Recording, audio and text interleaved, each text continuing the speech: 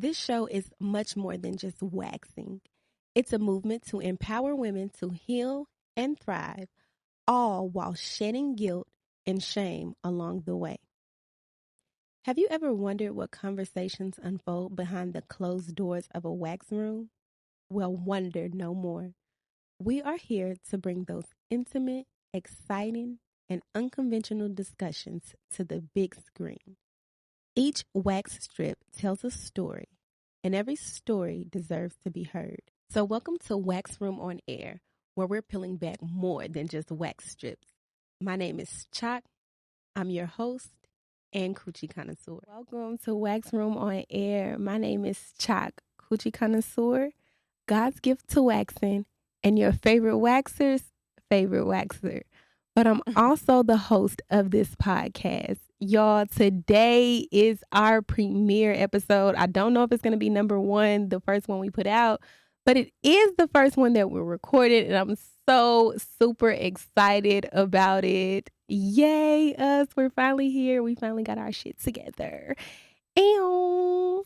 Now, today we have a very special guest that's near and dear to my heart, and I hate to be biased, but I don't think no guest is going to get this close to being my favorite because nobody in the world really has understand or lived a life so aligned with me as this special guest that we have on the show today. So, ladies and gentlemen, give it up for my sister, same mama, same daddy, my Gemini twin, Alexis Nicole. Y'all gonna see me have my phone these first couple of episodes until we get this shit together. Because guess what? I'm a human and I'm learning as I'm growing. What that song say? I was earning my man while I was. What she say? I'm not 45 years old. I was learning my man. I was learning my man while I was earning my man. Y'all, I'm learning this podcast shit while I'm earning it. Okay, period. Okay, so in my wax room, I have one expectation. And when you come into the wax room on air, that same expectation applies. I want you to be raw, authentic, uncut, remove all facades, and leave them at the door. With that being said, I have a question to ask you. Okay. Are you naked? I am. Let's get into the conversation. We're going to start with our bikini strip. If you've never been waxed before, the bikini strip is like a little intro into the wax. It's to let you know how the wax feels before we get into the meat and potatoes and the nitty gritty. So in Wax Room on Air, the bikini strip is basically going to be an icebreaker question. You got it? Alrighty, so I'm going to ask you an icebreaker. Give me 1 second. Let's pull your bikini strip. What did you want to be when you were a kid and why? I wanted to do a lot of things. The first thing that I can remember was to be a singer. And I like to write music, but I don't have the voice for it. So I found, my talent, and that was probably to do makeup. Why did you want to be a singer? I love music. Music is my therapy. So when I write, that's me right there. That's me being raw and uncut.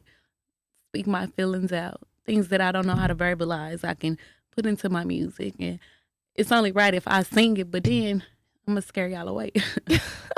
So it's crazy because I remember you like that. You remember that song you made? No, I don't. Yeah, you do. Yeah, you do. You was like...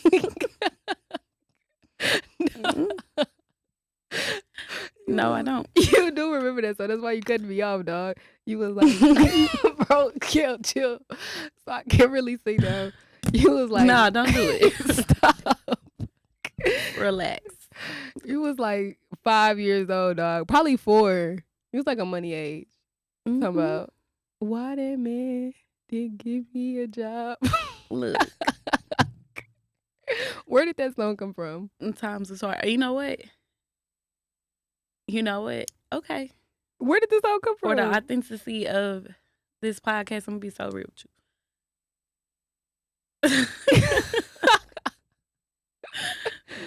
It was Holiday Heart. Oh, yeah, okay.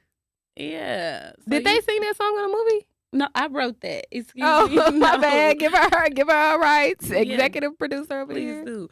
But she just had it really hard as a mom, and our mom had it really hard. So I felt like, okay, I'm about to think about some stuff that I could relate to, and that probably could have saved her. You know, not that was our situation, but watching that movie, which I don't think we should have been watching. We was really young, but I wanted to figure out how to save this lady. Like, what is going on? What's going on? Yeah. Damn, that's crazy. I never knew where that came from. I remember you singing it, and then Nene being like, "What the fuck? Like, why is she talking about why that man didn't give me a job?" And low-key, she felt that shit in her heart. Like, Yeah. why that man didn't give me a job? You know what I thought you was gonna say? Mm-mm. Do you remember when we went on that interview with Mama? When Mama went to Krispy Kreme? No, that's ghetto. I don't remember that though.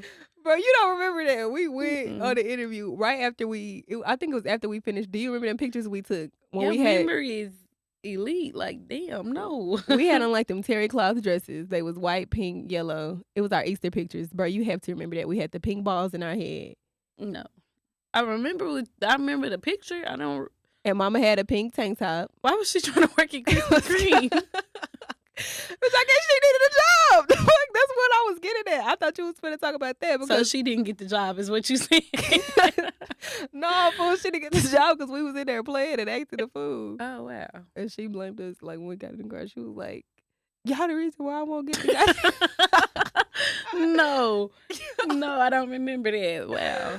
You is the wild. Who is the GOAT of female rap? And if you could ask them one question, what would it be? Why is the GOAT asking me who the GOAT is? Period, poo. No, for real. Yeah. Really? Really. I'm honored. Yes. Why would you do that? I have to give you your flowers. We said we wasn't going to be on no sentimental shit on this I'm not being sentimental. What makes you sentimental about that? Should I say a celebrity? For a celebrity, I would probably say Meg. She's eating the game right now, and it's not even so much that she rap or that she writes her own music. It's what she has to conquer mentally. Mm-hmm. And she still put her game face on. She still went to school and got her degree. She's still telling everybody right from wrong, whether it be male or female. I definitely got to give Meg her flowers. Definitely, I agree 110%. Shout out to you, Meg. I love you, girl. I love you. We gonna get a feature one day. I promise you. I'm speaking it into existence. So Right. we're gonna play this back when I get my Meg Thee Stallion feature, y'all. Just know that, okay? If you could ask Megan one question, what would it be?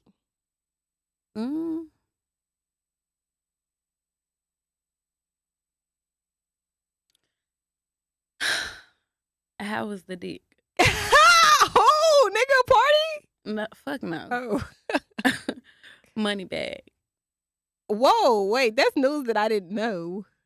Oh, yes, I did. They did. They showed What? it. Never mind. They showed it. I remember they was flirting on live and shit, all cute. They were so cute. I think it was a publicity stunt. I don't think Really? No, I don't. I think she was really genuinely with Party, but not bad. I don't know, because it really seemed like they liked each other for real on that live. Like, when he shot his shot and she kind of like... It was more puppy dog love to me. Honestly, I ain't gonna lie. That's when I lost respect for... first of all, I don't pay attention to the Instagram girlies or whatever. I don't know what be going on. But I remember Ari and Jada being like a huge iconic thing. And I really lost a lot of respect for Ari because I seen all the slugs she was shooting towards Megan. Really? I didn't know that. Yeah, bro. She took Megan, like, one of her raps and used her lyrics and put it on her as a caption on her post type shit. Wow. Like, being very ugly. I hate when women do that shit. I didn't know they had any animosity. I know that one of Bag's baby mamas be giving Ari, shit, but I didn't know it was Meg. Nah, baby, she was definitely showing her little slugs at Megan, which I don't think it went very far, but it's still, I don't like that. If you won the man, then congratulations. Like, why do you have to prove to the world? First of all, a woman cannot win a man. A man wins a woman. Baby, you're never the one. Sis, don't think, Leslie, y'all gonna learn that on this podcast. Don't ever think you got one up on the next woman off the basis of having access to a certain male. Not at all. Quickest way to be humbled. Literally, because these niggas are embarrassing as fuck, bro. So our last bikini strip that we're gonna pull is, what is your star sign? I'm a Gem. Geminis rule the motherfucking universe. We're really the only sign that counts, honestly. Honestly, though. What's your favorite sign? For what though? Like, is it dating or just? Yeah, like dating anybody, like the people that you connect with the most. A Libra. A Libra? Really? Libra. Bro, I can't fucking stand Libras. Lil Baby is a Libra. Oh, I love him. My best friend is a Libra. Shout out to Lil Baby, bro. You got me through my little breakup situation. Yes. So either a Libra or a Virgo, and I can't be around a Virgo too long. Definitely a Virgo. Because they're just like us. I can't. Are Virgos like us? Mm-hmm. Absolutely. But a Libra is like, okay, I could kick it with you, eat shit, sleep, piss with you, and you ain't gonna do too much to get on my nerves. Low key, I kind of feel like you're right, because G's a Virgo, Ronnie's a Virgo, Caden's a Virgo, and I can take them in doses. In doses. Definitely in doses. Oh, your least favorite sign. Who is your least favorite star sign? I just gave birth to one, a Scorpio. Oh, really? Damn. Are they Scorpios? I didn't even realize that they were Scorpios. They show love. Mercy is a Scorpio. I did not realize that. Nene is Scorpio. Daddy is Scorpio. Mm. Damn, dog. Why you Micah is Scorpio. Micah is our baby sister. She number 3. They just in the girl trio. Shout out to you, baby girl. I feel like Geminis and Scorpios, there's certain signs that just have a very strong reputation. And yeah, they just do too much. Damn. They do too much. I ain't gonna add no context because we on a strict time frame, but my favorite sign is a Sagittarius. My best friend was a Sagittarius. Rest in peace, Kia B. Hope you sleeping easy. I'm gonna mourn you until I join you, baby girl. And then my least favorite sign is an Aries. So, who is the Aries? Next, this your interview. Okay, but you no, don't. You know, just give me that look. It's that look. Oh, okay. Yeah. Okay, but Aries we highly compatible with Aries. Yeah, bitch, I agree. I think we're compatible, absolutely. But what Lil Baby say? You moving flaw? You can't name some flaw. I did, nigga. So, he said, name some. What the fuck? He said, I'm the dying breed of the realest. Fuck. But all Aries aren't, or all Aries don't give off that. And it's crazy that you said Libras because Libra. We're gonna have to probably mute the name, but I'm lying ass Libras. It wasn't fun. No. Yes, I mean, I had fun with any of my niggas. Like, I will say that. Like, bitch, I be having fun. They are fun. They fun people. Bro, relationships are fun. Niggas are fun, but they still toxic. They don't take away from it. So, our next segment. Oh, you Lord. know, what you think about? Our next segment is called Wax in Session. It is time to get into the wax itself. Now, this is where I ask tough questions, real questions, and we start having real conversation because them bikini strips is over, baby. It's time to pull the real wax strips now. So let's get straight into it. In the wax room, when I ask my clients to butterfly for me, essentially, I want them, if y'all can see how I am on the big screen, they got to basically like put their feet together and like bow. You got to let me get all up in your business because I need to get all the hair. So when I tell you to butterfly for me in this wax room on air, I need you to be vulnerable. I need you to be open. I need you to be authentic and let me get all up in your business. Are you ready to butterfly for me? I'm ready. Okay. Let's get into it. Miss Alexis Nicole, I need you to butterfly for me. I'm gonna do it. Let's get into it. Oh, Lord. My first question is, what do people misunderstand about you? My attitude. A lot of times people think I don't give a fuck. And I don't. But see, that's what I'm saying. No, I thought you was gonna say I don't.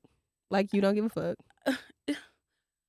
So it's up and down, but like I have a big heart, and a lot of times when you think I won't give a fuck, I give a fuck, and vice versa. When you think I don't give a fuck, oh, did I say that one? Pull your mic. Okay, but yeah, so it's always either or. It's hit or miss. Sometimes you never know where my feelings are at. I think I'm more of a hard body. And people think that, you know, her attitude is trash. She's this way, she's that way. And a lot of times my emotions are just at a peak. I care a lot. And that's why you see me not giving a fuck, because it's out of my control. So, yeah. Bring it closer a little bit. You got to watch when you hit it because it mess up the sound. We're going to cut all this extra shit out. Anyways, kill. Still hit it the fuck. Okay, anyways. So, do you feel like you have a bad attitude? Oh, not at all. I'm a sweetheart. Close your mouth. So, do you feel like I have a bad attitude? Yes, you have one of the worst attitudes that I've ever seen in my life. No way. You exaggerate. Do not get. Oh, this is the which wax room on air? No. Oh, segment? The butterfly. The waxing session. The honest part, goddamn. Don't do that. Yeah. Don't do that. Don't come in here and be biased because we are family. Tell the truth. I'm telling the honest to God truth. You have one of the worst attitudes that I've ever encountered in life. Explain. You a firecracker. You like a dynamite. Like no short fuse. Examples. Give me a real life example. No. People chill because we have headphones on. And it's amplified, goddamn. I'm gonna knock all this shit over. Y'all see her getting it? No, she is referring to smacking. And let me explain. You have to have manners and you have to have etiquette. And that shit is trash. What the fuck why do I hear all the food particles breaking down in your fucking mouth? Y'all hear her cussing? She done got mad as fuck. She don't got a bad attitude, but you can't even listen to somebody smack. And be fair, but who the fuck wants to? Yeah, I want to hear this, so I'm going to go turn on this shit. Like, I'm going to go YouTube and I'm going to listen to somebody smack. Nobody fucking wants to hear that shit. Yes, they do. That's why they have the ASMR when they be... The what? Okay, we know what you're talking about. ASMR, nigga. Like when they put on the people put on the microphone while they eating and crunching, people like that. I don't watch this. That's again, I prove my point. She has a terrible attitude problem. That is not a good example. That is some natural shit. That is some shit that everybody don't like. I'm pretty sure a lot of people can agree with that. Who the fuck wants to hear you chew your food? Did you know that's a mental disorder? Did you know I don't give a fuck? So we proved our point. Let's pull our next wax strip. What's your favorite thing about yourself?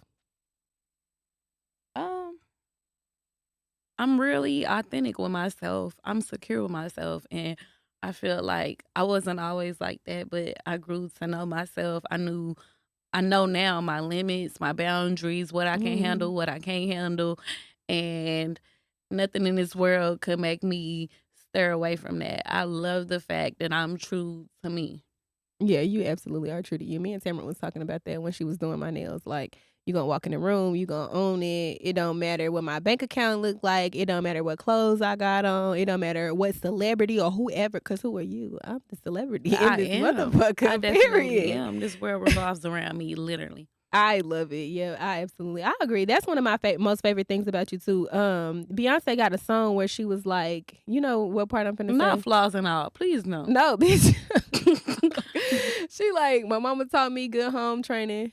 My daddy taught me how to love my haters.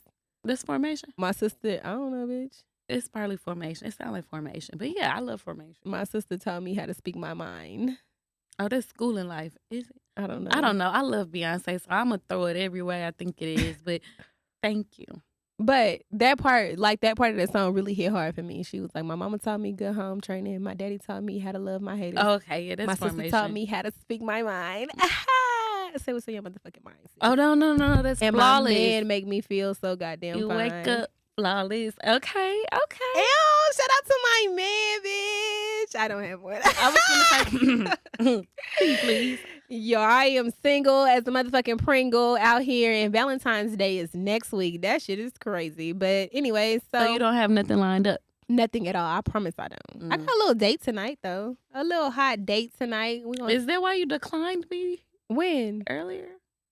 Oh, when you asked. No, seriously. G gonna watch him all night. Be real with yourself. She can't control where your wheels spin. Oh, baby, you're not gonna get me cussed out. Absolutely not. Anywho, You going with your man? Just say that. No, I don't have, baby. I don't claim none of these niggas. This is mine. I don't claim them. I don't have a nigga. None of these niggas is mine. Oh, we gotta. Let me ask you something. Would you eat a hot wing right now? Why? No, the fuck, I'm on camera. Why wouldn't you? Because I'm on camera. And what else? What the fuck else? What? That's what? I'm on camera, bitch. I don't even like eating in front of people. Why would I eat on camera? So you just don't want to be seen, or do you not want to be heard? I don't want to be seen. I don't give a fuck about how I. Yeah, okay. You knew where I was going with it. I just cannot get past that. My attitude is not trash, y'all, despite what people think. What's the most significant turning point in your life? Losing my grandmother. Oh, why would you do that? You asked me. Why would you do that? I didn't think that was gonna be this was supposed to be your little interview. Like me pulling your wax strips, not for me to be able to react. Yes. Losing my grandmother. It kind of. Have you ever tried to like learn how to ride a bike or do something new? Let's say swimming, I guess, because it's like, no, I'm not ready. That was me when I was trying to drive. I could think about a few things. I'm like, I ain't ready yet. Just hold on a little bit. I ain't ready yet. And something just shove you right on into it, and you had to learn, like learning to live without my backbone, my grandmother. Yeah. What a baby, you gotta give me a second to process that, because this was supposed to be your tearjerker, not mine. I don't have tearjerkers. Yeah, you do. I don't. I see them welling. No. So, anyways, that was a turning point in your life. Describe it. Like, tell me more. How you know that was a turning point? What happened? I didn't know. I always felt like she was really strong, and a lot of the times when, you know, doctors said that she wasn't gonna make it, she always made it. With like she always made it. But it wasn't until it was years after the fact that I realized, damn, I'm still hurting. Like, damn, this is some trauma. This is something that I'm going through, and I'm going to have to face it. Because a lot of times I put it in the back of my head. I just lost somebody close to me. And so now I can identify with that type of hurt and that type of grief, because a lot of times we try to put it in the back of our head and we don't like to think about death. But it wasn't until I couldn't get the smallest thing would piss me. I can't get my hair right. I can't get my outfit right. My handwriting look ugly. Like, you know, I didn't wake up on time today. I didn't do this. I didn't do that. And life would be so frustrating to where it wasn't healthy. Like, what is the root of what I'm going through? Yeah. And I had to really just rip that Band-Aid off and be like, look, I'm hurting. I was too proud to admit that I was hurting, and I was going through it.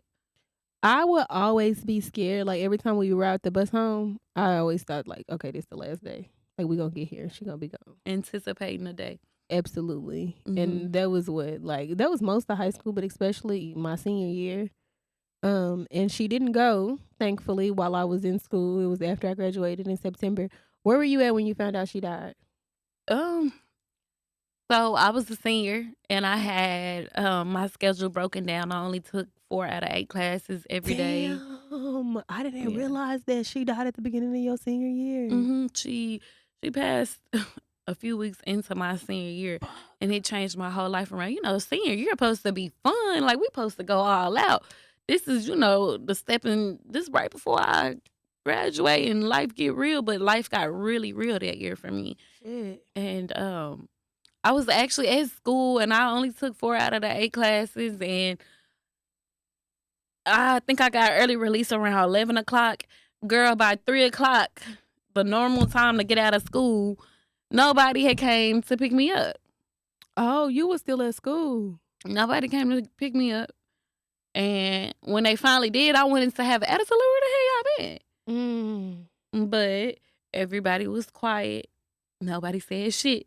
We drive all the way home, and I'm like, the fuck wrong with them? And then finally, they were like, Granny passed away. And girl, While you was in the car? I had them stop the car, and I walked the rest of the way home. I walked the rest of the way home because, like, damn. Stop the car where? At Like when you the first elementary down the school. creek? No, the elementary school. So I was like, the elementary school in like a neighborhood, which is only like 3 minutes away from, not 3, it's 3 minutes if you're driving, but about a 10 minute walk. And I'm like, I got to get some air because I'm offended that y'all didn't tell me. I know I'm her favorite grandbaby. You heard what? I'm her favorite. Girl, finish the story. So I wasn't. No. Out of me and you. Absolutely not.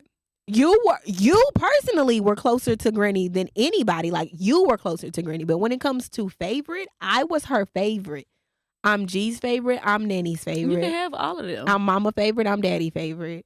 I'm Annie favorite. I'm Niecy favorite. Keisha favorite. Nene favorite. Ronnie favorite. I got the pictures Uncle to Ernie prove. favorite. Pam favorite. Tommy favorite. Nobody's. I got the pictures to prove. You know who mattered the most. Are you insinuating that you got more pictures with Granny than I do? You probably got older pictures. You don't got. We ain't even finna do all of this because we know, and I hate to invite her spirit in here that I have to humble you. So, Granny, you know she'll do it. Look. Ooh. But no, like, yeah, I made it home and I was really offended because we were really close. And I don't know, everybody live life differently. So maybe it was hard to have to break that ice to me. But I'm like, damn, why you didn't come get me? Why y'all didn't tell me? Why you ain't send a text? Like, I'm sitting here living life. And what's crazy is I was actually having a good day that day. Damn. I was having a good day. I was going to ask that. So you didn't feel nothing weird, nothing off? No odd feeling? No, not that particular day. But you know what? For the rest of my life, this is why it's the turning point. I was always scared to be happy. Oh, damn. That cut kind of deep. Yeah. Fuck. Yeah. So it's a couple things I want to say to that. Number one, I was away at college when she died. So I wasn't seeing her every day.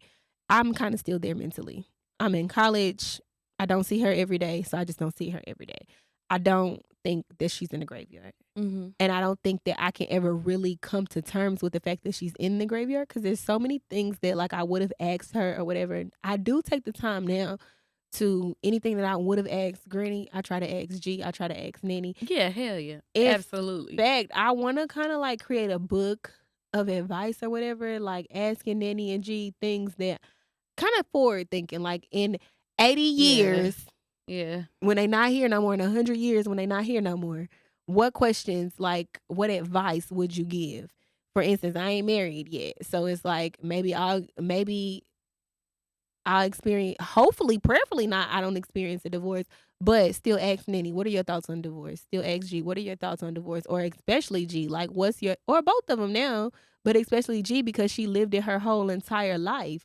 What are your thoughts on losing your husband? She lost her husband at 28. Nanny didn't lose her husband until she was, in her they lived late their 50s, life together, right? Yeah.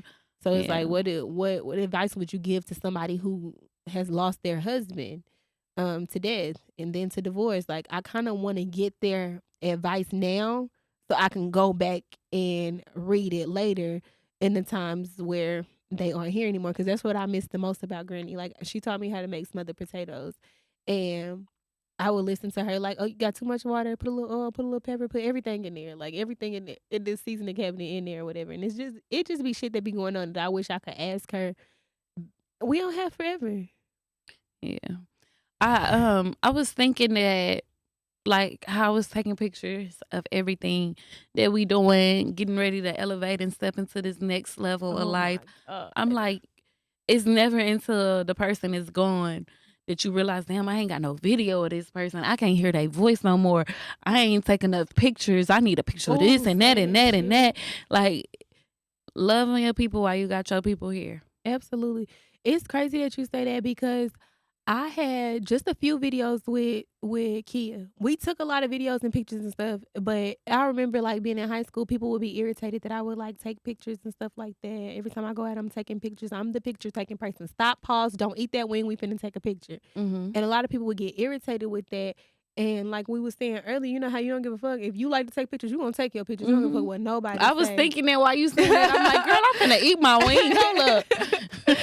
You gonna take your motherfucking pictures. I'm not like that. I just be like, I don't know. I be scared of what people gonna say or like what their reaction is. So a lot of the times I would shy away from taking pictures. Like I want to take a picture, but she got a mug on her face, so like I'm just not gonna take a picture. The thing is, when Kia died, it was no more pictures to be taken or to be had. And there were points where I was like, should I take this picture? It's one picture. It's me, her. She's holding KJ and I'm holding Kaden. And I kind of didn't want to take that picture, but we did go ahead. I'm like, bitch, we finna take this picture. That's our last picture. I was just about to say that. Isn't that the last picture y'all got? Yep, that's the last picture we got. I think she died less than 30 days later. No. And so, yeah, it was, she died on December 30th. And that picture was taken on a couple of days after Thanksgiving. So yeah, that was our last picture that we ever had together, and like I love that picture. And now I find myself when I like give a tribute to her, I'm reusing the same pictures. I don't have no more pictures. I only have so many pictures. Yeah. So bitch, I'm taking pictures. If you come into an event with me, if we doing anything, I'm flicking. Another thing is, the city is really hurting right now. Like I didn't know the young lady personally, but the city, like my timeline is full of her pictures and her tribute. I believe her name is Lyric. So really a moment of silence for Lyric. And I hope that you and your baby boy are resting easy. But she passed, unfortunately. And I seen somebody make a status. They were saying, like, imagine your last birthday, because it happened on her birthday and she was with her friends. They was all out having fun, looking good as fuck. Everybody in the videos was just giving. And she didn't know that was, you know, obviously her last time with her friends. But they was snapping and they was taking pictures. And I know that they don't realize that now, but y'all got their memories and y'all will be able to look back on that. And she had a blast. She had an absolute blast. And so it is very important that we pause and we take pictures and we, you know, cherish those memories, because you never know. You literally never know. Yeah, I don't have any pictures with Papa Anthony. I don't have any videos, and I'm very spiritual. I can feel certain things coming to me, and I'm older, so I can say, hey, this is what this feeling is. But even down to Mercy and her granddad, like we have one picture of them two together, and he loved her, and I want her to be able to take that with her and not just me tell you verbally. Like that's the type of love that you gotta see. Like you gotta see he loved you, girl. You was everywhere you went to. He looking over what Mercy doing. He got a question every holiday that come up. Just, you know, a few days past, I ain't thought about, you know, I ain't talked to Mercy. I ain't heard from her. Like sometimes you need a reminder of how much and how dear somebody means to you. And I'm gonna take full advantage of that from now on. Absolutely. Yeah. It's absolutely imperative that we do take full advantage. You never know when your last day is. When your last time doing anything is. Like sometime one day it's gonna be your last day driving that car. One day it's gonna be your last day clocking that job. One day it's gonna be your last day in that apartment or in that house. And you just want to cherish all the memories, because we never know the time or hour. It doesn't always have to be death. It's just the ending of whatever chapter or season that you're in. I have one more lip strip to pull, and then we're gonna get into our next segment. So my last lip strip, and you did really good, because I expected for the lip strip to bring some tears, and it kind of got some emotion, but it didn't really bring no tears. I'm proud of it because I don't got no Kleenex. I kept thinking to get Kleenex today. We're going to keep it gangster. We're going to keep it all the way gangster. I kept thinking to get Kleenex today and I forgot, so we can't be fucking up our makeup. So the last lip strip that I'm going to pull is, how are you different from the Alexis you were last year? That's a good question. Well, I have one more baby.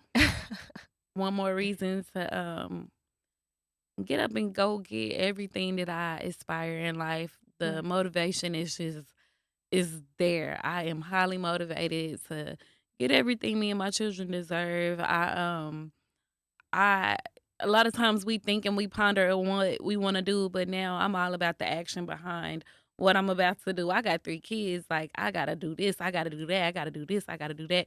And I'm like, just do it. Just go and perfect it along the way. So I would honestly say, like, my energy and my motivation are the highest it's ever been in life. Oh, I love to hear that. Okay, 3 kids, baby. Mhm. They're adding to your purpose. I Yeah, got they shit are. to do. Like, I got to get up in the morning Yeah. I got 3 reasons to get up in the morning. I got 3 reasons not to give up.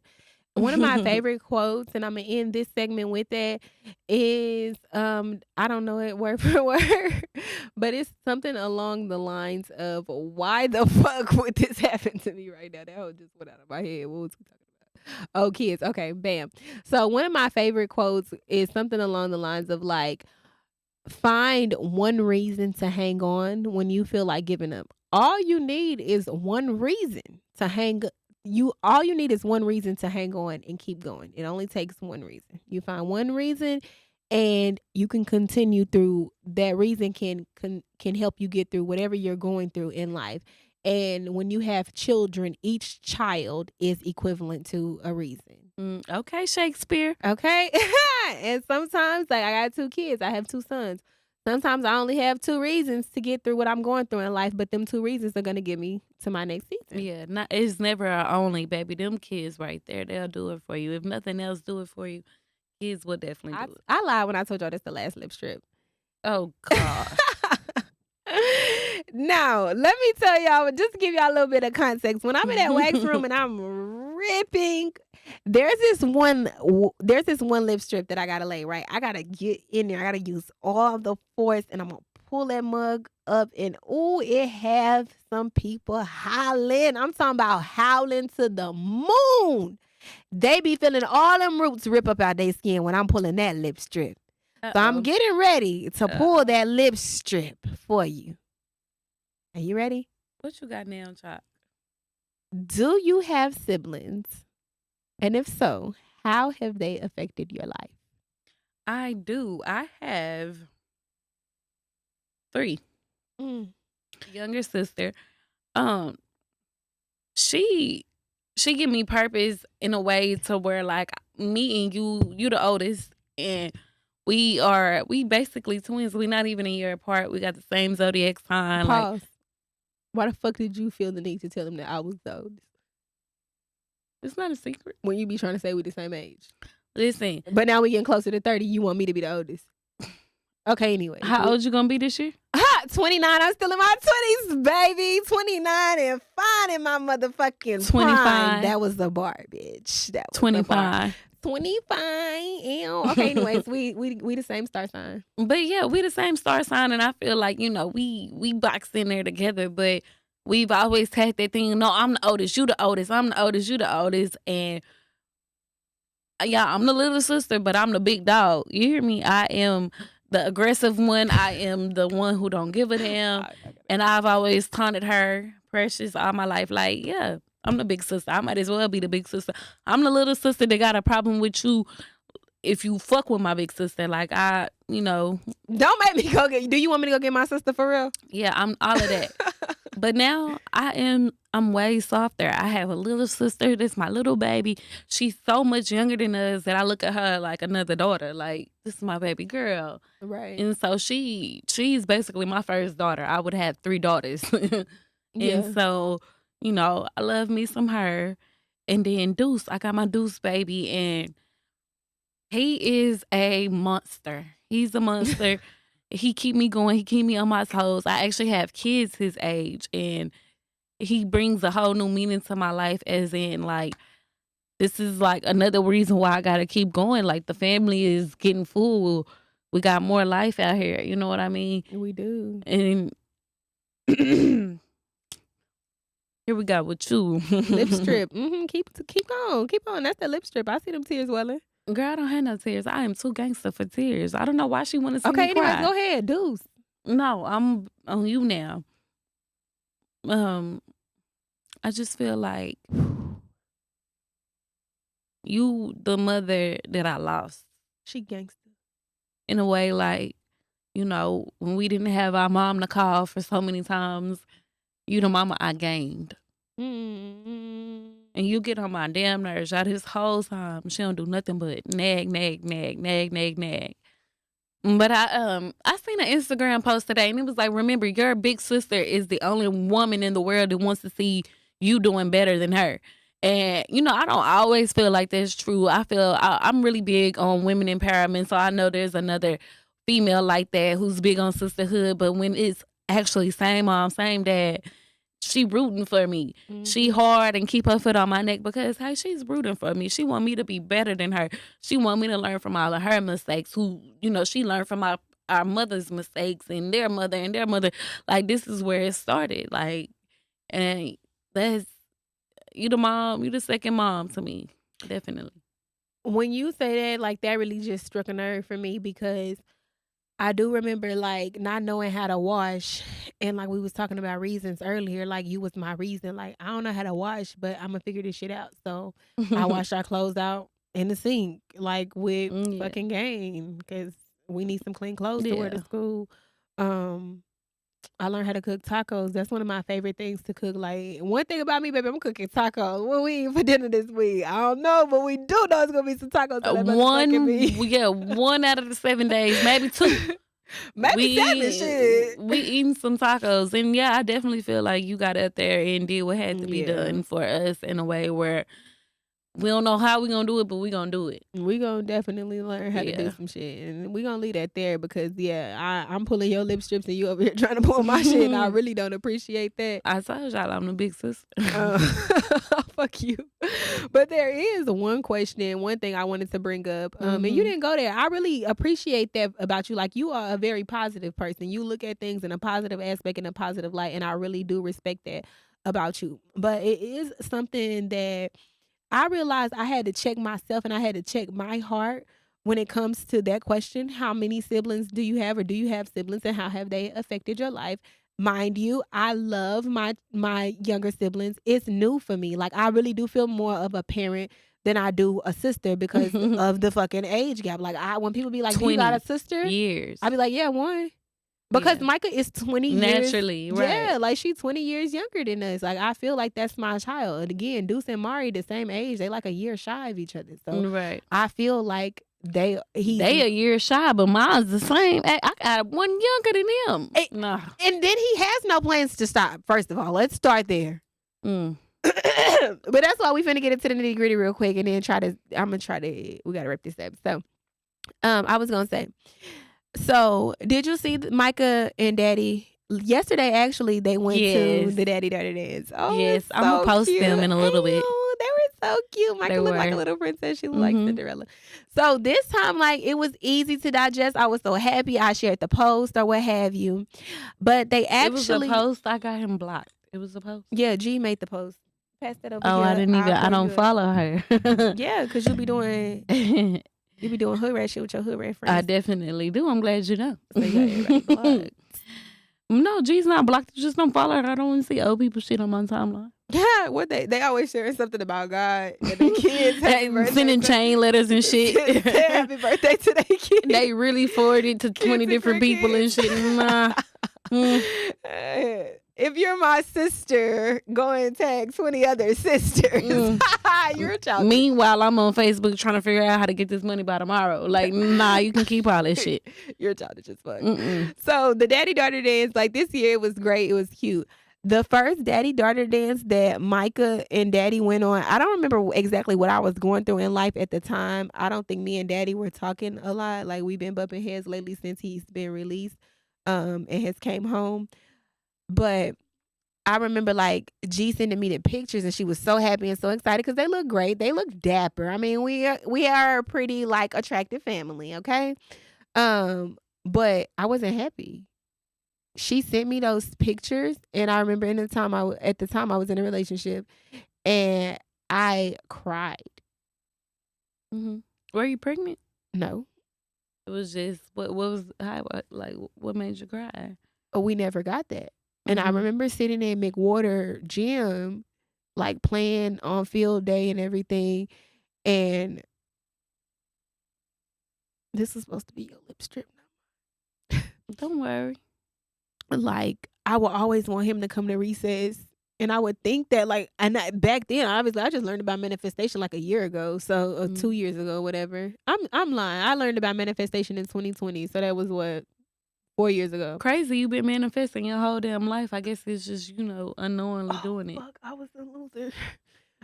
Yeah, but like I'll be in McWater Gym and like at play day and stuff, or even like at our plays and just different school activities, and I would just imagine and daydream about him walking in there and him being there with us.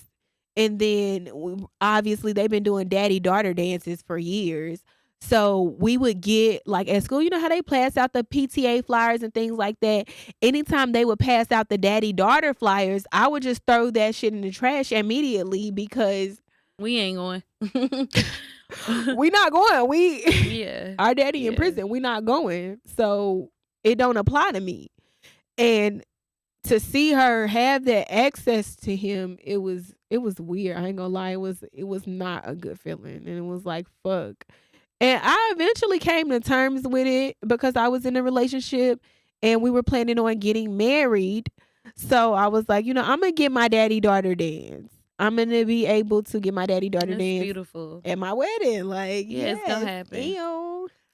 But I don't know if there'll be a wedding, and there probably won't be a wedding anytime soon. But I really just asked that question to kind of dig deep because I wanted to know how you felt with him having new kids. Like, I found out that Deuce was conceived the day I gave birth to Mari, and that bothered the shit out of me too because it's like, damn, I just had a baby. Like, let me process it because you were supposed to come home and it all happened. Make up the time like when me and Kel, and obviously Micah was here too. So, you get to be in Micah life.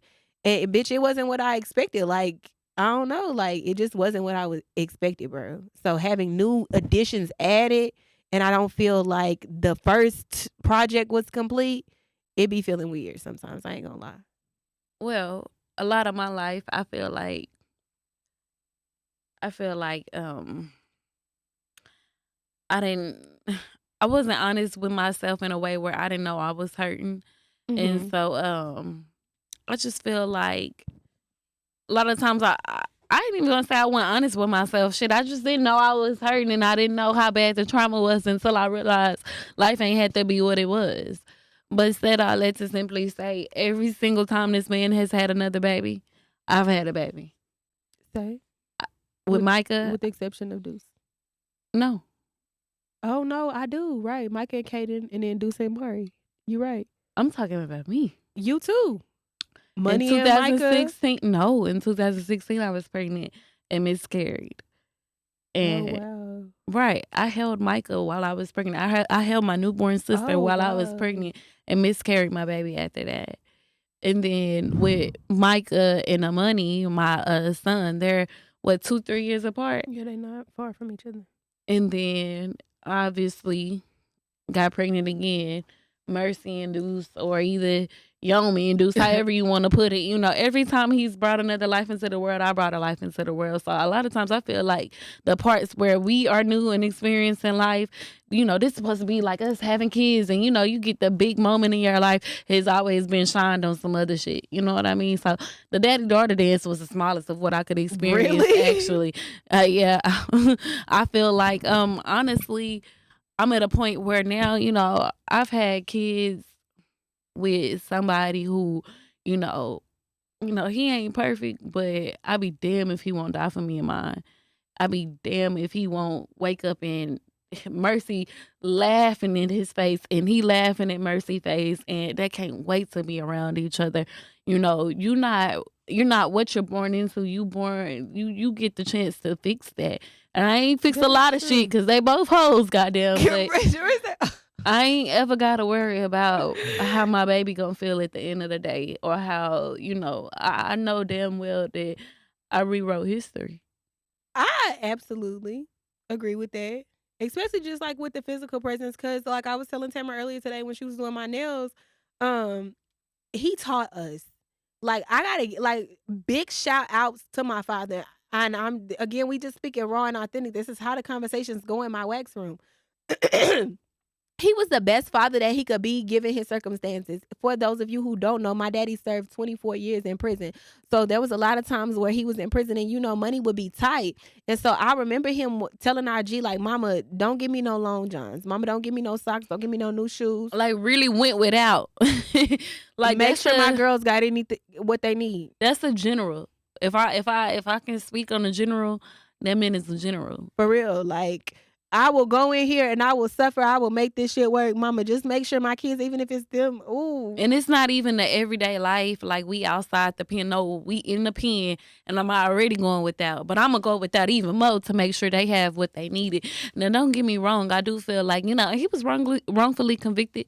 So I do feel like he feel like his life was ripped from him. You know what I mean? But, you know, he just trying to get back to where he was, and he want to experience this. He want to go do this, and then, you know, in the process, like, you can't make everybody happy. No, you can't. And I feel like Daddy is at a place right now where he realizing that I can't make everybody happy, and one of the biggest things to him is already gone. And you can't, that's why I'm saying, like, you can't, we will never be able to understand and sympathize. That man had 24 years of life. Never. I pray not, unless you do some shit. You go get some. No. See, that's why I be trying to we healing. That's why we healing on this podcast. That's why we going to therapy, because I never want to be behind bars again. I ain't told y'all my story, but I did have some time in jail. Can you not say it like that? She had jail time. We talking about real. Yeah, like can you not say it like you was in an orange jumpsuit? Like, I basically was, but I never been in jail. Y'all, I made it 27 years without ever getting handcuffs put on me and end up going to jail. For real? No, you was a fucking lie. You beat that fat girl. Shut up. That don't count. When I was in, y'all, she beat this girl ass in middle school, and the girl was fucking with her for a while. Okay, in middle school, bro. And so they took her ass to jail. I was like 11 years old, 12 years old. Mm-hmm. So I went all of that time, never went to jail. My whole adult life, let's say that, my whole adult life, I hadn't been to jail. Then I went to jail at 27 years old, bro. Because my ex did some whole ass shit. We'll talk about that later. We ain't gonna get into the deets right now because I gotta wrap this up. But yeah, so hopefully I don't go to jail. That's why we healing so we don't be in jail and shit. Nah, hopefully, baby, I ain't going to jail. Okay, anyways, back to the topic at hand. Mm-hmm. So the man, like, Daddy did his thing. If he had to go without, so G could provide for us, even if it was something as minute as getting our hair done, like, he would go without. Mm-hmm. He taught us, like, your virginity is your crown. You wear that on your head. You wear it proud. And every man that you have sex with, basically, you give them a jewel out of your crown. And the value lessens more and more. Now, is that literally the truth? Absolutely not. But when you thinking about society or how men look at it, niggas out here asking body counts and shit, it do lessen your value, right? And I'm not saying, again, I say that's not true because I don't want no woman listening. If your body count is 2, if it's 22, you're still worthy. You're still a queen. You're still beautiful, right? It doesn't matter. But we were taught these things from our father. He talked to us about sex. He talked to us about our cycles. He talked to us about men and boys and get in your books and not them boys. Like, he did that shit. He fathered us from the penitentiary. From the penitentiary, baby. He did everything that he could do from the pen. And so I would never, like, discount the father he was. He was a better father than a lot of these niggas out here in the free world. And that's on big game. Like, he was a big motherfucking stepper, big Craver. That's why I'm really so proud to see Deuce come along, because now he actually gets to carry the legacy. We are supposed to grow up, get married. It took me a while to appreciate that shit, just because of the background that we not even gonna get into. It took me a while to appreciate that and learn to love it. Oh, you got a part of the episode coming, bitch. Who? Huh? Oh. The leg. What she say? The marathon content on Nipsey Hussle. Look at that, bro. Okay. Anyways, we gotta wrap this up. But yeah, you learn to love your family, and it ain't perfect, but you get through that shit and you find the best way to get through it. Cause shit, you ain't got no choice. Yeah, you absolutely don't have a choice. And one thing about it, like I said, the whole daddy daughter thing, I had to start to look at that in a different light. I'm so grateful that we have him here today. I always pray over him, pray that God keep him here with us. I don't know if I personally want to be walked down the aisle, period, just because I just don't. I don't think I don't think that's the goal of mine anymore. Oh, you crazy. That's that trauma that I'm talking about, that you gotta rip that Band-Aid off, because what woman don't want to be walked down the aisle? I just don't. I don't see it right now. But if it ever happens and if I ever change my mind, then I absolutely, want him there by my side. And I want to do my daddy-daughter dance. And like there are other things and milestones that we still get to experience with him because he has a birth in his body. So I'm grateful for that experience. But we cannot deny that there is some trauma there. And there's some things that we still trying to work through. And like you said, we're trying to learn how to rewrite history. So with that being said, I'm going to go ahead and switch into the next segment. This is not really a segment. It's just to kind of lighten the mood because when I pull lip strips, I expect for my guests to get real. I expect for tears to drop, and I kind of want to bring it back and end on a happy note. So with that being said, we're gonna go through your phone. You got your phone? No, it's not. Bitch, I just seen it light up 2 seconds ago. We finna go through your phone, sis. Now, the way that this relates to waxing is that a lot of the times when I'm waxing, my clients be showing me text messages. Like, they be having me all in their motherfucking business, letting me go through all of their phone. I see the pussy pics, I see the dick pics, I see everything. In fact, a lot of them, after they get their wax, they will send me their sex videos. And I'll be like, why do you think I wanted to see that shit? I swear, bro, I swear, I promise you. Oh my! Like they be sending me the back shots, bro. My clients be like, "Look what that wax got me!" Like, cause it's been plenty of time. I think you probably tried to get me pregnant. you helped me have my daughter. I ain't gonna lie, I had some clients that get pregnant. I had some clients that get married. That wax pussy hit different. I done had they significant others, like text me or like DM me on Instagram, like, "Thank you." Like that shit look right. It's life changing. It's really a self-care experience that is mandatory. So if you out here shaving, sis, that's not the go. Like, upgrade it. But anyways, we finna go through your phone. So go to your messages for me, please. All right. Are you in your messages? I'm there. I want you to type in the eggplant emoji. And you can pick any message that you choose. How you know I got eggplant emojis in my phone? Yeah, it's in there. I don't do that. I don't do that. So it's not an eggplant emoji in there? I'm finna see, chat. All right. Turn it to me. Let me see so I can read it out loud. Nah, don't be over there trying to cipher. Look at you. You asked the nigga that like they phone, they start shaking in they fucking boots. Go to it. Click it. The link gonna disappear. Nah, I ain't clicking shit. Nah, you ain't gonna see it. It says BMF stars had everyone talking after this past episode. Lil Meech addresses his eggplant scene in BMF. So it was just a notification. Yeah, a Twitter link with, Oh, Lord, not an X link. A Twitter. We ain't gonna call that shit X. But yeah. Oh, my mama, we not. Yeah, just a little something. It ain't. Oh, there you go. It's actually Charlamagne. Quite big, people are saying. Was it real? Man, you could have given And it fucking was. I ain't gonna go no fucking further. But yeah, girl, I watch that scene whenever I need to see it. Shout out to the Breakfast Club. Shout out to Charlamagne. Like, yeah. I love y'all for real. DJ Envy, man, I love y'all. And again, we manifest that, baby. I pray that I get a chance to work and to collab with y'all one day. But since we talking about big meat, did anybody see Drake's video? Oh, that's big? Oh, wow. You're not finna play with Drake like that. You're not finna play with no motherfucking word like that. He light skinned. Take into consideration that he's light skinned. I done had some big dick light skin men. That was large for me. It was decent. Drake is large and in charge, and baby, yeah. I was still fuck but no, it wasn't big. We're not gonna sit here and act like he got a motherfucking safari on him. Nah, he was nice. I didn't see safaris, and you know who I did see? Either Hitman Holla. See, because when y'all dropped Hitman Holla new, I was in a relationship, right? So my little thing was I got a hitman that already make me holla, baby. I thought I ate. Girl, I thought I motherfucking ate, so I didn't even tell you see that one. That shit was hyped the fuck up. We'll never, ever, ever get another Kim Kardashian and Ray J to do this shit again. This shit is watered the fuck down. Drake shit was all right, and yeah, I would hit, but it ain't gonna. And it ain't the size of the motherfucking shit. It's the motion in the ocean. Oh no, we're not going there. That's a different story. Like, no, that's for a different real. segment. No, for real. No. So you gonna sit here and no. Okay. I don't agree with that. I don't agree with that notion. So you like shit the size of your fucking arm, and that's that. No, I mean, I agree with it to a certain extent, but the one thing is I'm not dealing with no little. Like, I don't give a fuck how much motion in your ocean. What if he got some good lips? I don't care. I want you to have a decent size. You need some, baby. That, hey, no. All right. So, one more. We still going through your phone. Yeah, ladies, y'all know y'all gotta check different apps and shit. I'm gonna teach y'all how to go through the phone later on in the episodes, but we kind of rushing on this one. Type in sister. Ha ha. In my messages? Yes, type in sister. Go to the search, type in sister, and read whichever message you want. Like, go to it and then let me read it. It's this one right there. Micah Pooh, my sweet and beautiful sister, I love you. Strive to be the best you can be today. I love you.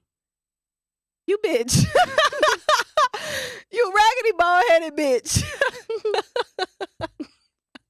First of all, she's in elementary school and I woke up and I wanted her to have a good day at school. What about the fucking sister you had your whole life? Let me pull up a second one, goddamn. No, we ain't got time for that. Okay. Well, yeah, we done went to your phone. We finna go ahead and segue into the next segment. Right. So this next segment is called Don't Let Justin LaBoy Get You Fucked Up. And that comes from my girl, Lady London. When we talk about goats, she is definitely one of my motherfucking goats. That's my baby. So let me explain. I know this is one of our first episodes. I'm going to go ahead and explain how this go for y'all. Don't let Justin LaBoy get you fucked up. Basically, if that's the dude that be making the motherfucking memes. If y'all see them Justin LaBoy memes, he be talking out his ass. He be talking crazy. Cash money shit. Taking over the records for the 99 and the 2000s, baby. He be talking cash money shit. Oh, okay. So, in one of Lady London's songs, she was like, don't let Justin LaBoy get you fucked up. Don't be out here listening to Justin LaBoy and Kevin Samuels and shit and coming to me on that shit. LA boy this whole fucking time. Justin LaBoy, baby, don't let Now I get it. Oh, Lord. Don't let Justin LaBoy get you fucked up. So, in this segment, I bring up a meme because in the Wax Room, we talk about like the memes that went viral or meme that we seen or whatever.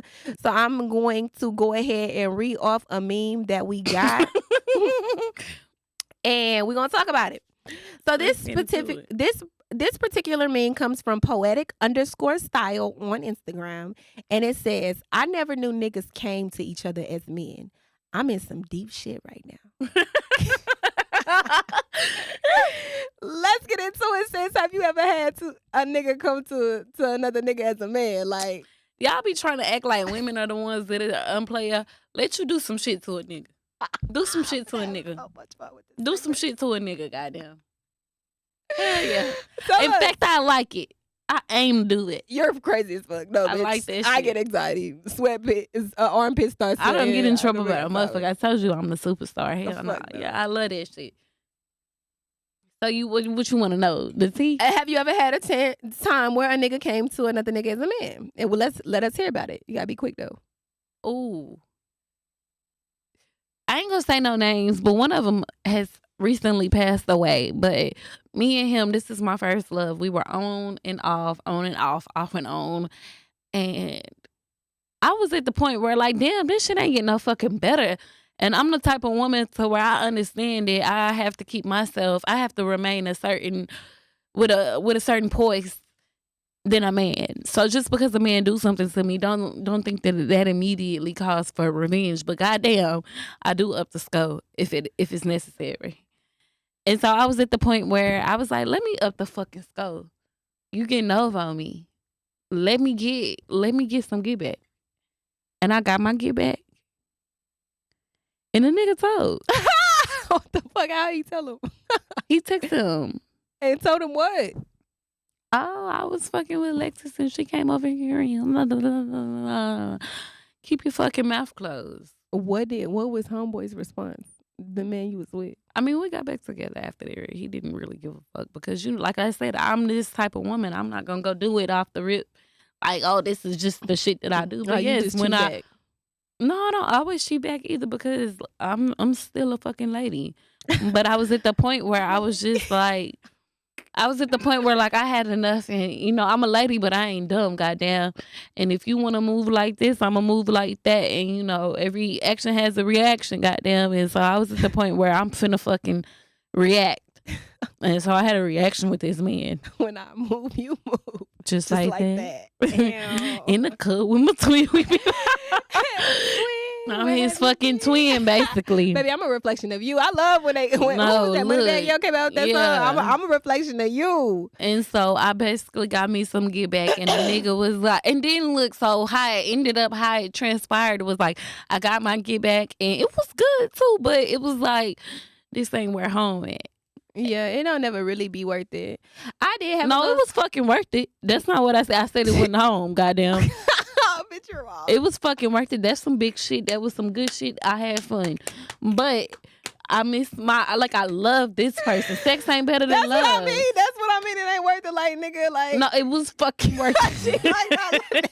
It was worth it, but goddamn, I guess when I had missed home, he couldn't take that shit, so he was like, "Well, let me fuck up home." And sex ain't better than that's what he did. He tried to, but you know, me and that nigga lived happily ever after until his dying day. Actually, so period. Pooh. Rest in peace to my brother, bro. I love you for real. It's actually finna be a year, ain't it? Yeah. Not too long. I remember we talked about Valentine's Day. I checked in on everybody. It was like, everybody doing good on Valentine's Day. Then he commented. He was like, hell yeah, I'm playing the game. And then he died a couple weeks later. Unfortunately, rest in peace to you. May that be the last loss that hit close to home. But yeah, that was a good man, Savannah. It was a good man, Savannah. Moment of silence. He had a very beautiful service too. Flowers filled that fucking, like, the front, the back, sides. Like, that man was loved and he changed a lot of people's lives. So shout out to you, my boy. I do have a coming to you as a man situation that had happened with me that I am going to share. So let me go ahead and paint this out. So no, the fuck you did. Let's say no names. You know my baby daddy. Everybody know my baby daddy. Everybody know my first love. Well, the people that know me know. Y'all ain't gonna have no history. Like, by the time that this podcast get going and we start getting these numbers and these 80,000 downloads per month, y'all will never ever be able to trace who my baby daddy is. Ever, bitch. I'm in the Secret Service. No, not the Secret Service. What's that Don't called? play with Beyonce's internet. Everything will be found. No, it won't. I'm in witness protection. I dare y'all. Go try to find out who my baby daddy is. Y'all will not. But anyways, so my baby daddy, you know, he liked to straddle the fence. Like, that's no fucking secret. He was all of them straddling the fence between me and somebody else, right? Yeah. And so, like, he had texted me. I had started this new job, and I had met a supervisor there. Yeah. You know who that is? Chocolate. Could dress nice. What? We was together for 3 years. Girl. So I had met my supervisor, obviously, and we started dating. At this point, me and my baby daddy had been broken up for like a year or so. And we was talking, like, getting to know each other or whatever. But like you said, sex ain't better than love. Like, I really wanted my relationship. I really wanted my family. At this time, I want that shit to work out. But my baby daddy was dealing with somebody else. And so, like, I'ma still live my life. Like, I'ma move forward while you figuring that out. Even though you straddling the fence, even though you say one day you want your family, one day you don't. You living. Whatever the case is, like, I'm trying to move on with my life. Like, I'm trying to get over him. So I ended up meeting this guy that I work with. My bad. I ended up meeting this guy that I work with. Y'all gonna learn on this show, I date niggas at work. I got a problem. I have a real addiction to dating men I work with. I know you're not supposed to eat where you shit, and you're not supposed to get your meat and your bread off the same aisle, but shit, Choc got a problem with that. So anyways, I had basically... I never heard the meat and the bread. Hey, babe, would you pick up some ground... Would you pick up some chicken, some ground turkey, like where your bread at? No, you fucking would. I'm questioning it. Where the refrigerator at? Where is the refrigeration? We don't get our meat and our bread off the same aisle. But Choc do. I always get my meat and my bread off the same damn fucking aisle. shame. Literally all the time. But anyways, so I started dating my supervisor at work, and I really liked this man a lot. This was the first time I liked anybody outside of my first love. And, you know, we was talking, we was doing our little thing. We had not started having sex yet at the moment. So one day he was like, let me come over. And me and him was watching a movie or whatever. I let him come over. We was watching a movie, like, just kicking it, right? And so the night before, my baby daddy had called me, and he was like, I just want to talk to you. He loved to just fucking talk. He was like, I just want to talk to you. I want to come over. I want to come over. So he came over that night, and we talked or whatever. I can't remember if I don't think we slept together. We didn't sleep together. Girl. I swear we didn't sleep together. Little Netflix and chill. No, we did not because of the circumstances. I'm not finna out myself like that, but because of the house that we was in, we did not sleep together. Okay. We did not have sex. And plus, I was liking on my supervisor too. But my baby daddy wanted to talk. And baby, if my baby daddy want to talk, then I'm all ears. Baby, I know y'all can't see it right now, but I'm all ears anytime my baby daddy want to talk. Come and talk to me. I really wanna. Can I talk to you? Okay, anyways. So my baby daddy wanted to talk, so I told him to come over. And then he ended up he was like in the bed. We was talking, we was kicking it or Y'all whatever. was talking in the bed. We was talking in the bed for real, just talking, fell asleep. And then I think he ended up leaving that night. He have spent the night. I really don't remember all the details. I gotta jog my memory to remember the details. But he left, right? And again, he was straddling the fence. He wasn't giving me the answers I needed. Like, is it me or is it her? Are you going to be here? Do you want your family back? And so he wouldn't give a straight answer. He left. And that's when I was like, okay, I'm done with this nigga. Bam. So my supervisor wanted to come over. And I'm like, okay, yeah, I'm done with my baby daddy. I'm sure. So let me go ahead and pursue this. I let my supervisor come over the next day and we was watching movies. So we like deep into the movie on the couch, like, oh my God, he finna kill her. He finna kill her. Next thing you know, ding dong. And the way that the house is set up, it's a glass window, bro. And you could see straight to the living room. So it wasn't no, like, not going to the door, not answering the door. He literally could see straight through the window and see that I was sitting on the couch. This my cousin. Bitch, no. A lot of people be asking me, like, bitch, you opened the door? Like, you went and answered the door like you're dumb. I would have answered the fucking door. I had no choice. I answered the door, bro. And so my baby daddy come in. Matter of fact, take your pants off and let me answer this hoe with you in your box. You're wild. I was scared, bitch. I was sweating, bitch. I was sweating telling this story. So my baby daddy came in, and then him and my ex like had words or whatever. They went to the bedroom. They was talking, and I'm like, oh, this shit is finna be bad. My ex went to go get his shit out the bedroom because me and the guy, we ended up being together, being in a relationship for like 3-4 years. Anyways. So, like, they in a bedroom and they talking, they going back and forth, and my baby daddy, baby, these niggas really be soft. He started crying, y'all, dropping real tears. I swear, I put my right hand on the stack of 10 Bibles if I'm lying, bro. I will call my ex right now for verification. My baby daddy tears started welling. That chest was caving in. He was like, she a hoe, bro. She a hoe. I was in that same spot last night. I swear to God. What he doing with the straddling the fence? But you straddling the fence. Don't you got a girlfriend? Girl. Ain't you supposed to be over there with Yuck Mouth? Like, quit playing with me. So what you call her? Yuck Mouth. You didn't know that was her nickname? Oh. That was definitely her nickname in high school. But anyway, so in any event, my baby daddy sat there and told my new nigga, like, he was in the bed last night. Like, I was just in that bed talking to her last night. I'm like, bro, he done blew it.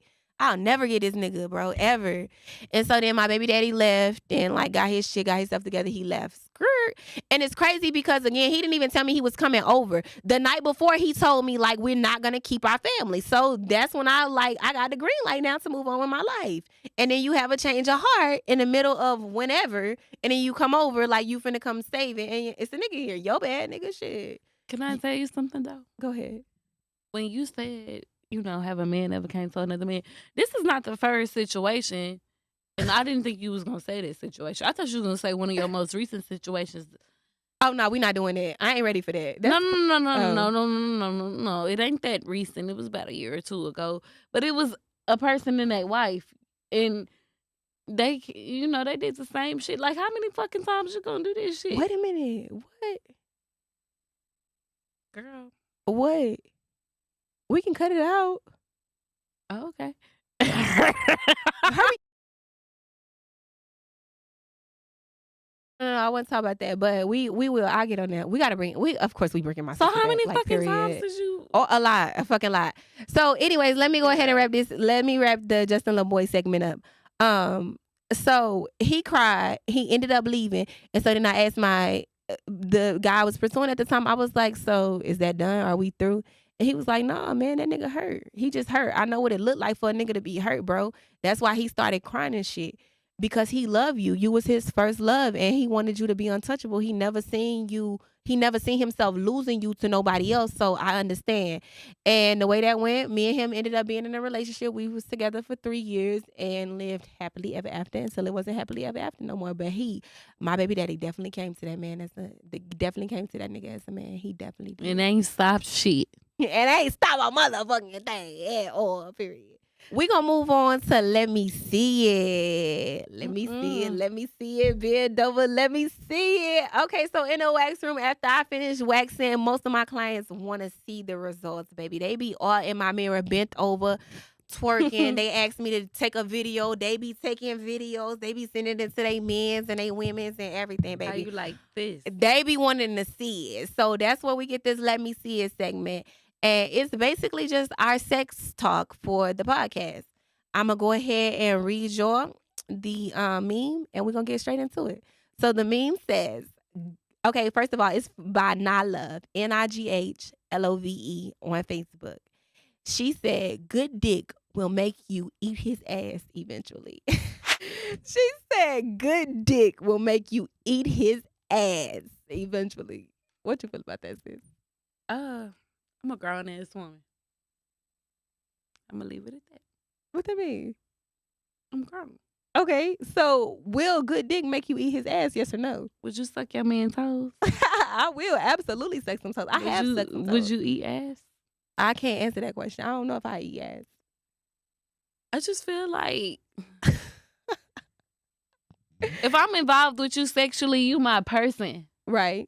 You my person. Everything about you. Your brain, your body, your mind, your soul, your spirit is mine.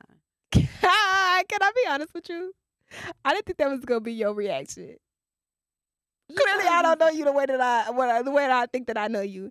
Because the most of the time, what y'all will learn on this podcast that eating ass is my favorite subject. Because women eating men's ass actually is my favorite subject. I would never like penetrate or nothing like that. But when I'm giving head. Wait, pause. We don't do no kink shaming. So if you peg, shout out to you, sis. No, you a fucking lie. No, shout out to you, sis. We don't kink shame. Who don't? We don't kink shame. On Wax Room on Air, we don't kink shame. So if you peg and that's your thing, shout out to you, sis. It's just not an avenue that I'm willing to go down. Okay, now. That was a nice way of putting it. I ain't doing that motherfucking shit. Hurry up. No. But I done got close to it. I ain't never did it before. What, pegging or eating ass? No, bitch. Quit playing with me. Stop playing with me. Stop fucking playing with me. Okay. A man should not want his ass tampered with in any way, shape, or form. Okay, but if you eat his ass, that means I said I've never done it before.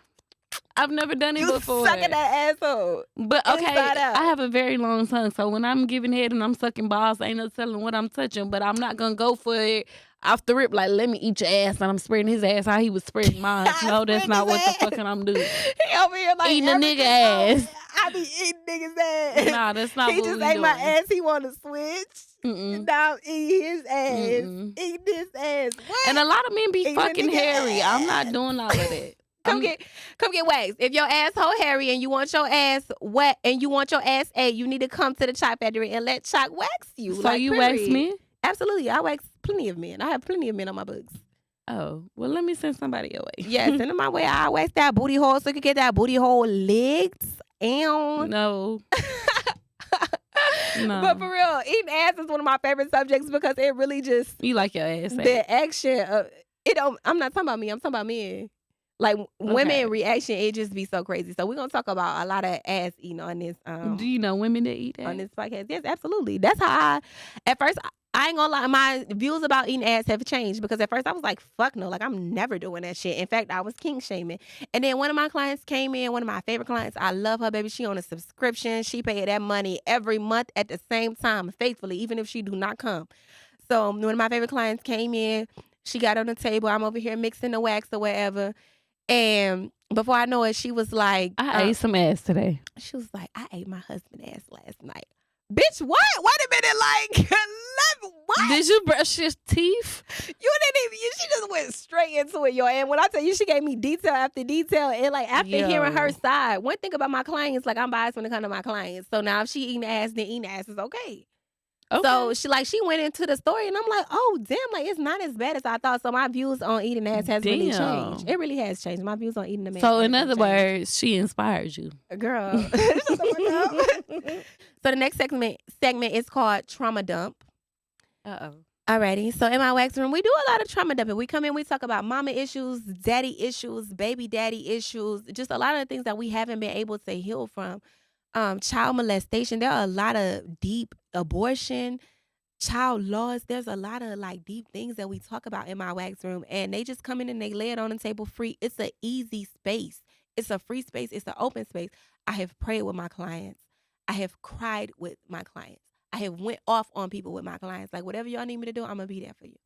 So the trauma dumping is really an authentic portion of the wax when you're coming to get waxed by yours truly. Right. And I would be doing a disservice if I didn't add a trauma dump session to my wax room on air. So this is where my listeners, y'all are able to watch. This is where my listeners are able to write in, and y'all able to trauma dump. Let me know what you're going through, and I'm gonna give you the advice, the best advice that I can give you, and my beautiful, wonderful, educated guests are gonna give you the best advice that they can give you.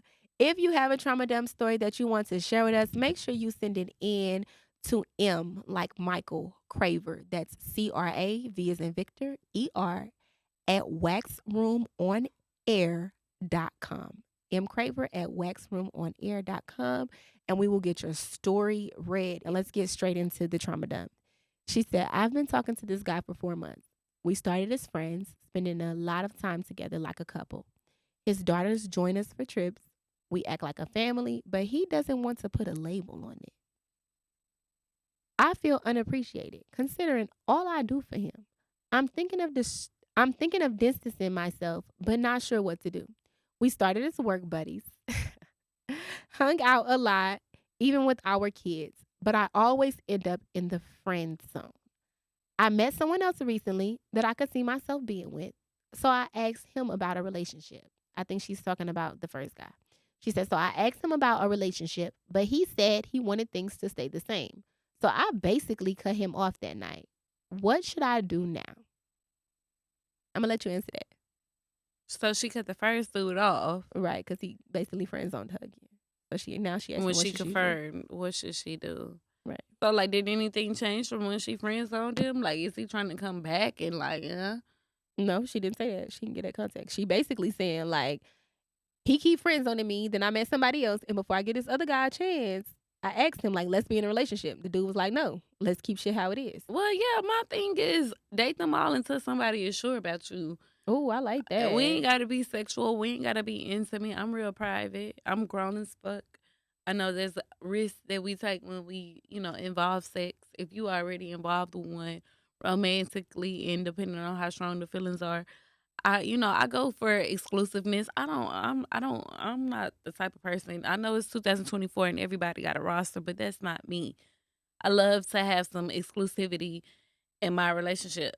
But if he's not willing to offer that and you pressing that, you're going to set yourself up for heartbreak. And I had to learn this shit over and over and over through trial and error. And, like, I've even learned that through having kids with people. So now I'm really big on, like, I'm going to respect where you at in life. And you ain't even got to be a bad person. You just not ready to be monogamous to me, right. And so that's why I say date them all until you ready. Get peace. And if you could go build a bear, you can go build a man. No, I don't agree. No, I mean to say that as in find bits and pieces of the persons or the people that you're dealing with. Oh, yeah. And you get that from, I got this person for this, I got this person for that, I got this person for that. And you're not doing nothing wrong if you're honest. And if you're respecting yourself and you're respecting everybody else, where can you go wrong at? No, that is some he true said what dating he advice. wanted. He said exactly what the fuck he wanted. You're going to look like a fool in the end if you continue to pursue somebody that is verbally. What can you say? He's being verbal with you. He's being honest. And it ain't what you want to hear, but you always have to respect where somebody is in their life. When he living his truth, go live yours. And if you just so happen to get married. He gonna have a heart attack.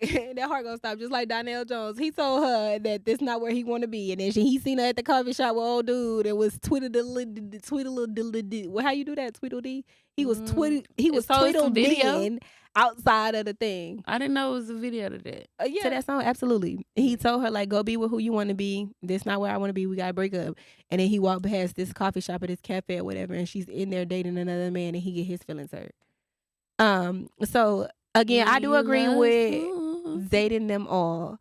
And you can absolutely, like, you can have a nigga that's out to eat. You can have a nigga that's bringing you the dick. You can have a nigga that's sending you the money. You can have a nigga that's paying the bills. You can have a nigga that's being a father to the kids. Like, have all your different, whatever, ladies, go write down your top 5 to 7 needs. And then it's a nigga that can fulfill all of them. You ain't got to be fucking them all. You can date them all. I absolutely do agree with that. But sis is asking, what should she do? So you're telling her date both of them. Don't cut the first nigga off that you mixing. I wouldn't do no work. Why arts and crafts? You can do this and he can do that. Alrighty, so my advice to you, sis, is honestly, I just got out of a relationship where I was doing a lot of wifely things, baby. I was cooking, cleaning, and sucking dick. Y'all gonna hear that term a lot. Y'all gonna hear that saying a lot on this show. Dick. Cooking, cleaning, sucking dick, baby. I was cooking, cleaning, sucking dick, sucking them in at night, making wiping the nut off with the towel. He ain't even had to go get the towel, baby. I go get the towel. Okay? Because that man, I can't lie, that man was a motherfucking provider, baby. Anytime I would leave that house, he would send me with his whole ass wallet, every fucking thing. A financial provider or a provider, just all the way around. He was truly a provider. So with that being said, I was doing everything that I could to, meet him. I wanted to be his helpmeet, right? Or his helpmate, whatever it's called. And I wanted to make sure that I was giving just as much as he was giving. With that being said, I was doing a lot of wifely things, even playing stepmother, and I did not have the I don't want to say qualifications, like I didn't have a ring, basically, right? So I'm doing all of these stepmother things, I'm doing all of these wifely things with a girlfriend title, and that shit ended up slapping me in the face. And that sounds like what you doing, mama. Y'all mixing families, y'all doing all of these things, all of these, like, y'all are doing all of these marital things, and he does not want to make a commitment. He has already made it very clear to you that he doesn't want a commitment. So stop doing this marital shit, and he keeping you in the friend zone, because at the end of the day, what that's going to do is slap you in the face. One of my biggest regrets from my relationship is the fact that I was doing all of these things, again, cooking, cleaning, sucking dick, playing stepmother, doing everything. Sucking dick, baby. Oh. He had these fucking purple and yellow shorts. And I hated when he wore them goddamn shorts, because the way he would tie them would be so weird. So I know, like, if I'm finna go in and suck his dick, it's gonna be hard. I'm finna struggle trying to even, like, it ain't gonna be cute no more. By the time I get these hoes untied, I ain't even gonna be, I'm gonna be tied.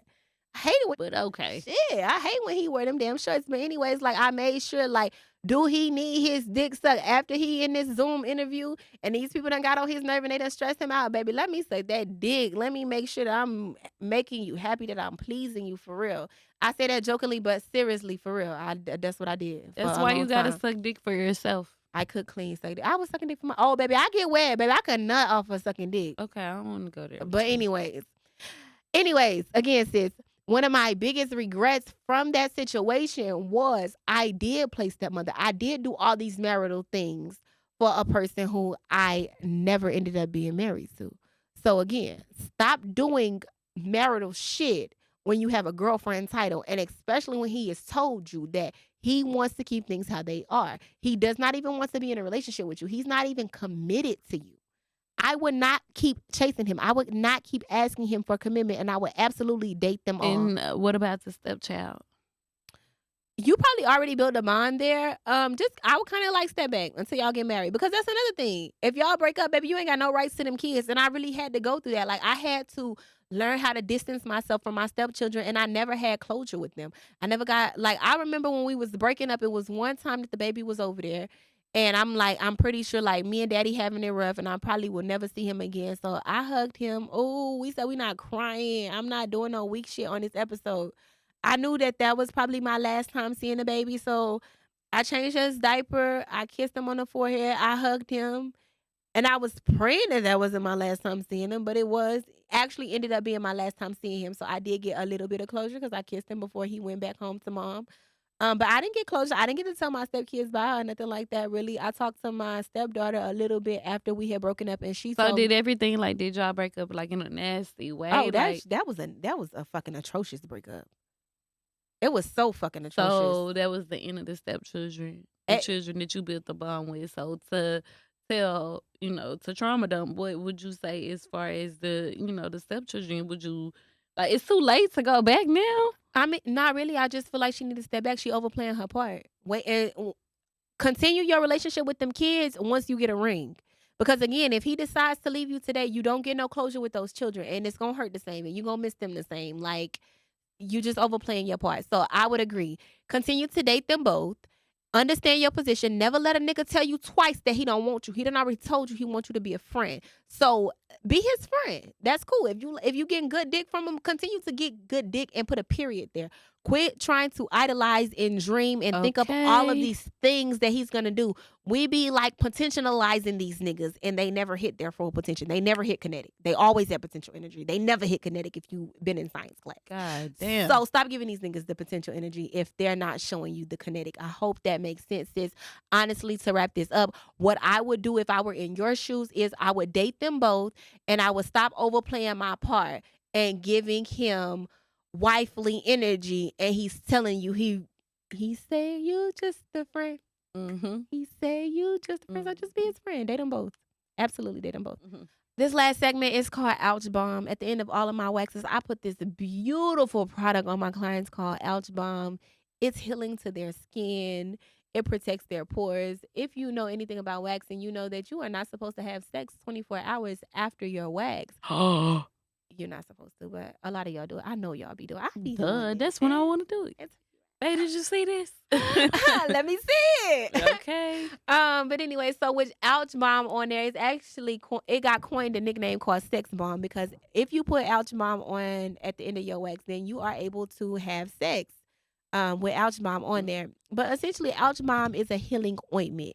It can heal a lot of other things besides down there. Like if you put it on your face, any cuts, scrapes, bruises. A guy got into a bad motorcycle accident, concrete burns and everything, and that Ouch Bomb healed his face beautifully. Ooh. Chef's kiss. I know them kitties be looking good then. Period, baby. I'm the best waxer in the fucking DFW, honestly, in Texas.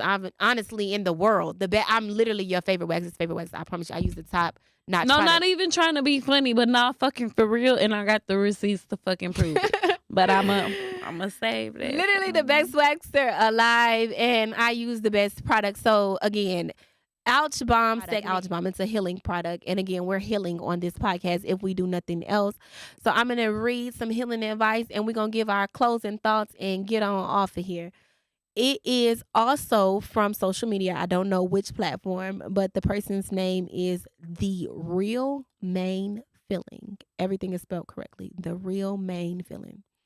And they said, advice for today. We can no longer get mad about anybody else's actions. If your mother ain't mothering, father ain't fathering, partner ain't partnering, friends ain't moving like friends, we got to let it go. We are only in control of our own life. Heal and proceed with life. Heal and proceed with the life you want, and find your village to fill in those voids. They out here, but you too busy convincing people about their roles in your life. Trying to convince that man to be a husband, he keep friends on you. You too busy out here convincing people about their roles in your life. Basically, to find the circle that you need, right? So I'm gonna go ahead and give my thoughts on that, and then I'm gonna let my guest give her thoughts on that, and we're gonna wrap this thing up. So honestly, I feel like that piece of advice is telling you to love the people who love you. It's black and white. You know the people who don't love you for real. You know the homegirl who be giving them little sly ass comments talking about your credit, your weight, your hair, your nigga, your kids. Really stop taking them jokes lightly. Take them hoes in full context, because a little jokey joke be a hater low key. And you got to get rid of them bitches in your life for real. And the niggas who keep friends on you, baby, he don't, it's not that he don't think that you're wifey material. He knows that you're wifey material. He just know you're not his wife, so you're a placeholder for this moment. So again, when people are showing you who they are, believe them the first time and get the fuck from around them. Also, I really can identify with the fact of like hiring help. It's very hard for me to find a babysitter. Anytime I gotta ask for a babysitter, I start getting anxiety. I start crying. Like I'm ready to cancel. I'm gonna do this. How? Like a lot of the time, I think there might be some times where y'all see Amari sitting on this couch with me because I just don't have access to a babysitter like that. Like that's just honest to God truth. So with that being said, my goal is to hire help. I need to hire a nanny. When I was in my soft girl era, before I got in my last relationship, I had a chef. I had not a chef. I had a meal prep service. I had a meal prep service. I had a personal trainer. I had somebody to come in and clean the house and take the load off of me. And I didn't have no man, so like I was hiring all of this help. I really had everything with the exception of a fucking driver, bro. And my life was easy. The only thing I had to do was wake up in the morning, get my kid dressed, and then go to the shop and wax. Like that's it. So if you don't have a village, basically create your own village. Go start you a business. Hit me in the DMs if you need help. Get your money right. Get your M's up and hire the village that you don't have. But regardless, stop trying to convince the people who are not for you to be for you, sis. Let that shit go. You want me to read it again or you remember it? With everything you said, I think you pretty much hit everything right on the fucking nail.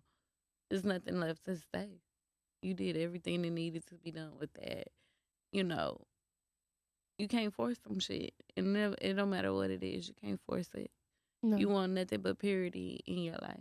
That is absolutely true. Stop forcing shit. If it ain't organic, then I don't want it. Exactly. If you're forcing it, sis, you're out of alignment. On to our last segment. It's called Rebook. The most important part of your wax is going to be rebooking your wax. I tell my clients this all the time. It keeps you accountable, right? You know you have this appointment on your books, so you're gonna make it. You're less likely to skip your appointment when it's already on the book. So it keeps you accountable. It also keeps you consistent, getting your wax on time as you should. And it builds your network. That's the more that you get to talk with your person, whoever it is. Whether it's your waxer, your nail tech, your hairstylist, the more you see them, the bigger the relationship and the bond that you build with those people. And it strengthens your network. For me, them people would be Tay. Y'all know her. Tay, the makeup artist, the owner of Top Tier Beauty brand. Vita, who did my hair and shout out to you, Vita. Vita been my hairstylist for a couple of years. And so Vita, my nail tech, baby, show them nails. Let the camera see the nails. Our nail tech tipping with Tam. Like every time I rebook with these ladies, I be so happy and I be so proud. Just knowing that even it ain't about the money. Like I'm finna get a therapy session out of these ladies. They finna give me the game. We finna talk about some real shit, and it builds camaraderie. It builds your network. It strengthens your relationship with your person, right? So with that being said, rebook your motherfucking appointment. It keeps you consistent. It keeps you accountable, and it keeps you in the loop and connected to your technician. I said all that to say we had a very beautiful guest on today. If you liked her and you loved her personality and you feel like there is more that you can grow and learn from her, rebook with her. Connect with her. Make sure that you keep her at the forefront of your mind. Follow her on Instagram. Follow her on Facebook. Support her business. Rebook your fucking appointment with Alexis Nicole, bitch. Period. So yeah, my Instagram is that Alexis Nicole and Facebook Alexis Nicole. Thank you for having me, Choc. It was a pleasure. You are more than welcome. Can you share with them anything that you have going on, like some future plans or anything? You guys got to stay tuned. It's definitely coming at you full force, and I'm a little bit everywhere around the board. I got my hand in a little bit of everything, so let's get into it. I like that. Sis, we're not telling you. I'm just going to reveal it. Period, Pooh. All of her links will be on the episode in the description, so you can go ahead and follow her easily. I just have one last thing to ask y'all before we get up out of here. If you love this and this brought value to you, obviously, if you still listen at this point, baby, you found some value in this episode. Review. Do not exit this podcast before you give me a review. And if you hated it, let me know you hated it and let me know what you hated about it so that I can grow and fix it. This is my first episode. I'm learning. I'm growing. I need your reviews, Pooh. So if there is nothing else, I do want to thank you so much for tuning in to Wax Room on Air. And until you book your next appointment, stay safe. Put your seatbelt on. If you one of them people that still wearing masks, God damn it, put your mask on. Exfoliate that coochie, get that dead skin off. Okay, period. Pooh, keep it safe. I love you. I'm a coochie connoisseur. I'm your favorite waxer's favorite waxer, and I'm out. Bye.